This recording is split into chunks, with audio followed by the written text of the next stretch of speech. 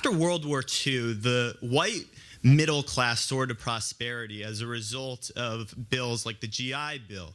And African Americans who were coming home from war didn't get those benefits simply because they were African American. The U.S. Department of Veteran Affairs denied African Americans access to those benefits simply because of their race. And you are correct in saying that no one today dealt with that particular issue. With that being said, however, there was wealth amassed as a result of those programs that still exists today. And when I think of your example about an individual who works as a janitor and sees people dining in a beautiful cafe walking home from work, I want to ask you, do you think any of that indignation, given certain circumstances, might actually be justified simply because there have been systematic blocks in people's way throughout American history, not ending with slavery, not ending with the Jim Crow laws, not ending, some would say even today, we still have housing discrimination, all of which is to say, you found that during the Cold War era, there was a massive boom in the white middle class's prosperity, and you just didn't have that among African Americans, not because they weren't meritorious, but because they were discriminated against. So, let me ask, you know, we're in a very smart college. It's worth pursuing a discussion on these points. So there are Americans whose present benefits are due to past advantage. By the way, this past advantage, which is often assumed to continue with the white man, actually goes all the way back to the beginning. The American Indians who were here first, right, had a huge advantage. We presume that they owned the whole country. Now, how do you, by the way, let's pause for a moment. How do you get to own a country? If you have Cain and Abel is a shepherd, and Cain is a farmer, and Cain says, okay, I'm not going to put a fence around the whole world. I own it, because I'm the only guy here. You're a shepherd. And my descendants will now inherit the earth, and anybody who shows up is a usurper. Rousseau says that the first guy who puts up a fence and claims he owns something is a con man. So I never thought of that before. And hopefully I ain't pissing off my Native American sisters and brothers, because I have Native American blood in my family, heavy. But hopefully I'm not. That's a great point right there. Like, okay, you saw this extremely large plot of land and you decided to just claim it. I'm putting the fence around it. It's mine now. All right?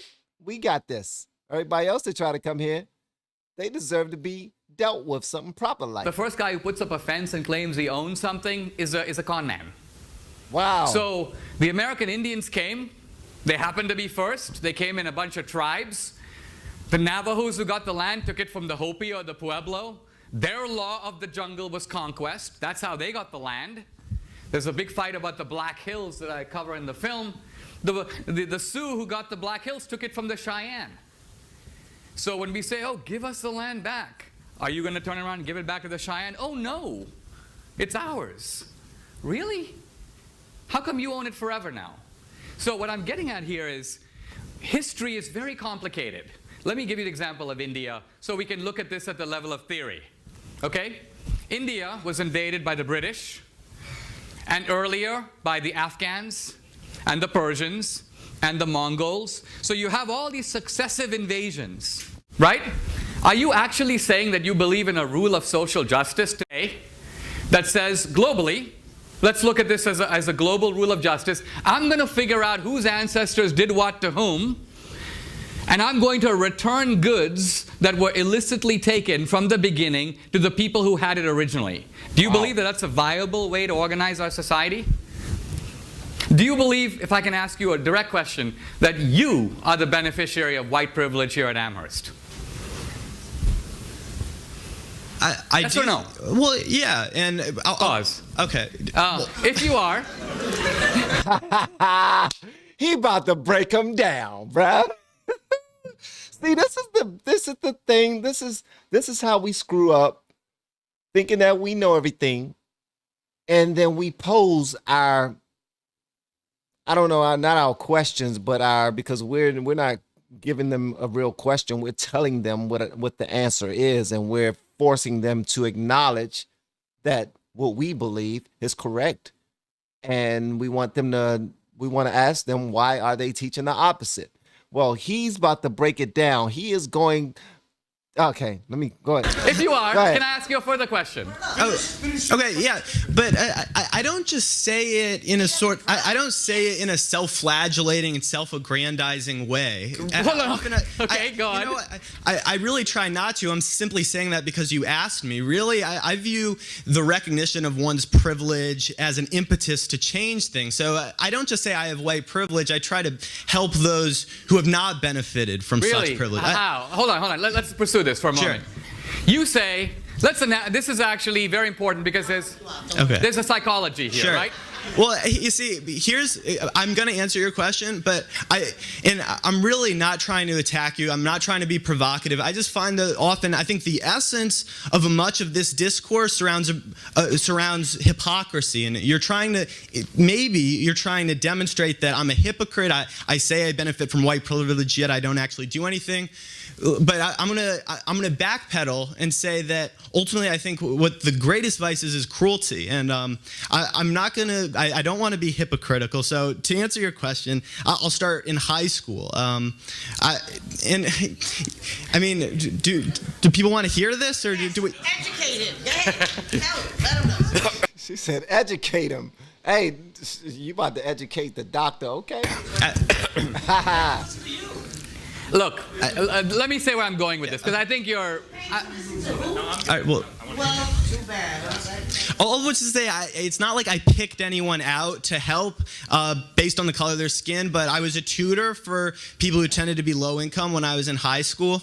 I suppose that would be one direct answer to your question, because oftentimes disparate educational opportunities are grounded in disparate economic systems, or systems that produce disparate economic outcomes. So that's one way that I would combat it on an individual level. All right. This is the water he's talking about, the water that fits in his palm. That's the water he's describing. That's the amount right there. Dr. D'Souza is about to break down the sea. All right? And he's not saying that the young man is... Okay, never mind. Let's go ahead and listen to this right here, because I'm intrigued. Here's what I'm getting with this, okay? One of the benefits of a good education of reading people like Nietzsche is you begin to understand how deep the human desire is for moral self-exculpation. Moral self-exculpation. Now, you say, and I didn't say this, you said this, I'm a beneficiary of illicit white privilege. Okay? Illicit? Well, isn't all white privilege illicit? Is it deserved? Well, in this current system, there is legality. Illicit means immoral. Okay. Then immoral white privilege. Yeah. Okay. So then if I were to say to you, there are surely many deserving minorities who would like to come to Amherst but have the inherited disadvantage of American history. Therefore, since you are an acknowledged beneficiary of illicit privilege, would you be willing to step aside voluntarily, putting your own moral mouth where your self-proclaimed virtue is, and give your seat, not my seat. I realize you may be super generous with other people's advantages and favor affirmative action, so other white kids who apply to Amherst are turned away to open spaces for minorities. But I'm not talking about you acting out your virtue on them. I'm talking about you acting out your virtue on you. Mm-hmm. Are you willing to give up your illicit seat that you don't deserve here at Amherst to make room for a disadvantaged minority? Yes or no? Okay, well, let me start here. I don't know how you got on the topic of affirmative action. By following the logic of your... No, I never said specifically that I think that race-based affirmative action is the best way to rectify the systems of injustice that... Why don't you practice it by stepping out? And why don't you go to the registrar tomorrow and tell him you want to withdraw from Amherst? Are you listening to what he just said to you? Get off. Yeah. I'm listening. Think about it. Go ahead. Okay, well, I mean, look, I'm only continuing to engage because you continue to engage with me, and I do want to hear other people's questions. I love this because he got a whole crew of people who's riding for him. This is dope. See, this is the type of conversation I need, man, because not only is he going to school the youngin', he's going to let his friends know as well how it is. Like, he's going to tie it in. All right, hold on 1 second. But in response to that, again, what you're trying to demonstrate is that everyone's hypocritical. As someone once said, that we're all dirty up to our arms, right? We're not all perfect. None of us is perfectly morally consistent. Now, I've said absolutely nothing about affirmative action. The fact is that I believe everyone in this room is hypocritical to some degree, but that doesn't mean that we shouldn't strive for a more just and equitable system entirely. There have been points in my life in which I have given up some of the privileges with which I have been endowed simply because I realized that it wasn't the right thing to do. At the same time, I think everyone needs to survive, and that we understand that we exist in an imperfect system, and that we have to conduct our business in such a way as to not only adhere to our moral standards, but to the standards imposed upon us by the system in which we live. And I think that we have to be generous to people in their efforts to not be hypocritical and to do their best, but I don't think that we should totally throw away the idea that we shouldn't have those standards at all.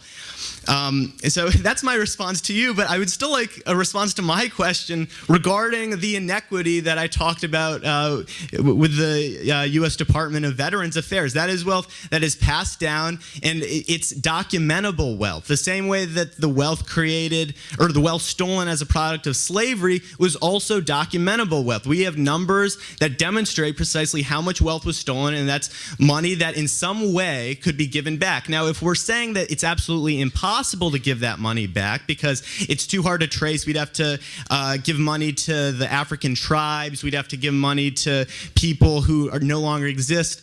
That's absolutely fine, but we have to understand that we haven't really come to terms with that injustice that's been perpetrated, and if we are admitting that no one is perfectly entitled to absolutely everything that their ancestors had stolen from them, then we also have to accept that there are people today who benefit from the fact that their parents and grandparents profited from this immoral system. And the way to deal with that is with a social safety net that enables everyone to thrive. I'll leave you there. Now, before Dr. D'Souza addresses him, I just want to say that youngin' is very well spoken, very intelligent, and although I may not agree with everything he said, I think he is on his way to greatness. He is. That was 7 years ago. I would love to hear how he feels right now, whoever this youngin' is. Yes. Well,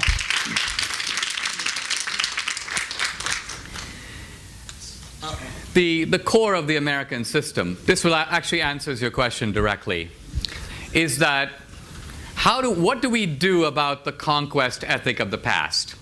And here there are two options. There are two options.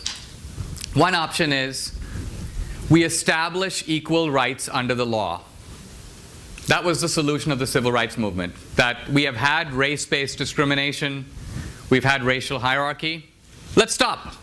Let's treat people according to the color of this, according to the content of their character. Equal rights under the law. He said, let's treat people according to the color of their skin. They was like, see, we got him. We got him. Huh? Their character. Equal rights under the law. Equal rights under the law. The other option, which you're defending, is you could essentially call it, let's correct for history. Let's correct for history. Let's try to find out who are the people in possession of stolen goods, and let's return it. Now, the first thing I'm trying to say is this is a hugely controversial principle because it actually involves wrecking the freedom of a free society. You basically have to put it frankly, if we were to carry that out, go into people's homes and take their stuff, take their furniture, take their cars. You don't seem to have even the guts to do that. You don't have the moral self-confidence to do it yourself. It may be, if I am advocating a rule of social justice and I'm advocating it for the whole society, before I persuade everybody else, let's say I'm a Christian and I believe everybody should give 10% of their wealth to help the poor. And I go, you know what? the Bible says this, the Bible says that. Everybody should give 10% of their wealth to help the poor. And somebody says, Dinesh, are you giving 10% of your wealth? And I'm like, actually, no, but I did do some tutoring. And you go, wait a minute, aren't you advocating? Aren't you saying that there is a moral duty to do this? Why don't you do it? Before you convince us, you do it. And you're like, I don't think I should do it because society is extremely complex, and I don't think I should do it unless everybody else does it. No. Either you believe in it and you do it. Once you've done it, you might impress us. And then you might convince the rest of us that our wealth is also ill-gotten. But you can't do it. And I'm not trying to indict everybody of hypocrisy. Only you. Because He said, only you. I'm not trying to indict everybody. I'm not talking about everybody's arms. How much filth they got up their arm. I'm just talking about you. You stood up to the microphone. Let's talk. you're the one who said, I'm the beneficiary of illicit privilege. So you're a really good starting point, because I'm asking, if you're in possession of stolen goods, why aren't you willing to return them? So that's why fundamentally I see your charity. You know, during the Civil War, there was a guy who goes, I'm very happy to give, I've given 3 cousins to the war and I'm ready to sacrifice my wife's brother. That's basically your ethics. You're willing to have social justice if other people pay, but you're not willing to pay. So that's the problem. And that's the problem with the progressivism that marches behind social justice while protecting its own privileges. That's right. That's right. No one wants to get their hands dirty. Huh? Give up your stuff. How about that? No, you're not going to do that? Oh, you want the government to give back the stuff. Hold up. You want us to prepare that. You want us to go ahead and equally spread around what? Everybody's taxes? Okay, and do what? All right. You going to do yours too? Okay, all right. And social justice while protecting its own privileges. You know how you said, we all have to survive. Really? You have to be at Amherst to survive? You don't have to be at Amherst to survive. You have to be at Amherst to benefit. You have to be at Amherst because you're getting opportunities at this college that many other people are not getting. So if you say you believe in equal opportunity, you're a hypocrite, because you are taking advantage of opportunities unavailable to others. But for you, this hypocrisy is fully justified because you are militating on behalf of the poor. But if you are against privilege, this college is privilege. So there's a glaring hypocrisy, and you will never turn your moral mirror on yourself to say, what am I doing about it? That's my point. For you, society should act before you do, to enforce your moral code. Let's take a couple more questions. And there you have it, young man. I think he said it all, pretty much. And the young man can't say that he's not giving back. He tutors. He tries to, put up a good fight. He talk about it. He gets up to the microphone. Nobody else in there did that. He presented himself very well. He just was wrong. Period. You're not at a community college. You're at a university that probably costs a great deal of money. But you're saying you're trying to survive? No. Trying to survive will be taking free courses because you can't afford anything else. Being at a prestigious university is you trying to thrive. We're getting them words mixed up. Survive and thrive. Wow, I need to watch more of his stuff, man. D'Souza. Okay, I like the way he think. Yeah, I gotta check out more of his stuff. Please let me know what I should check out from him in the comments below. And if you have yet to hit that subscribe button already, please make sure you do so on your way out the door. Once again, guys, I am Van, and now we are all the LFR family, and I look forward to seeing you on the next video, hopefully inside the Patreon as well. All right, love y'all.